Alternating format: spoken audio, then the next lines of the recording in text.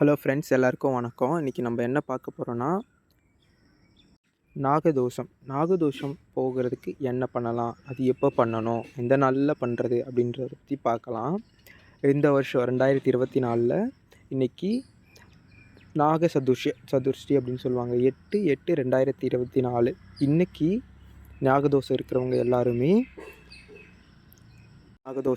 எல்லாருமே நாகதேவதைகள் கோயில்களுக்கு போயிட்டு நாகதேவதையுடைய சிலைகளுக்கு பூஜை போட்டு குங்குமம் சந்தனம் வச்சு வழிபடணும். வழிபட்டால் அவங்களுடைய நாகதோஷம் தீரும். சரி, வாங்க விளக்கமாக பார்க்கலாம்.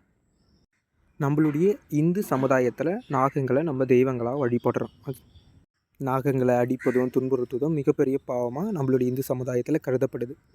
நம்மளோ அல்லது நம்மளுடைய முன்னோர்களோ நாகங்களை தெரியாமலோ அல்லது தெரிஞ்சோ துன்பப்படுத்தியிருந்தால் நம்மளுடைய ஜாதகத்தில் அது நாகதோஷம் சேர்ந்துருக்கும். அதை எப்படி நம்ம சரி பண்ணுறதுன்னு சொல்லி இப்போ பார்க்கலாம் வாங்க.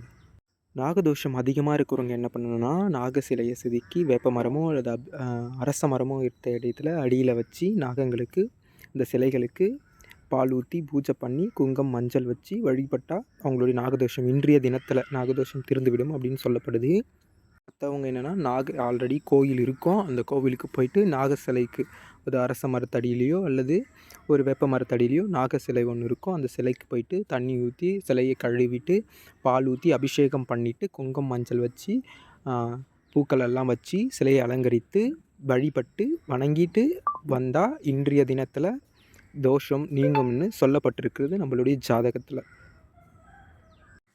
எப்படி வழிபடணும்னு பார்த்தீங்கன்னா, சிலையை நன்றாக கழுவிட்டு பால் ஊற்றி அபிஷேகம் செய்துட்டு அதனுடைய தலை முதல் வால் வரையும் மஞ்சளை தடவி சந்தனம் குங்குமத்தினால் அலங்கரித்து பூ மாலைகளை அணிவித்து மஞ்சளினால் செய்த கோடி தந்தியம் ஸ்வர்தியம் அணிவித்து மஞ்சள் சந்தனம் குங்குமம் புஷ்பங்களினால் அலங்கரித்து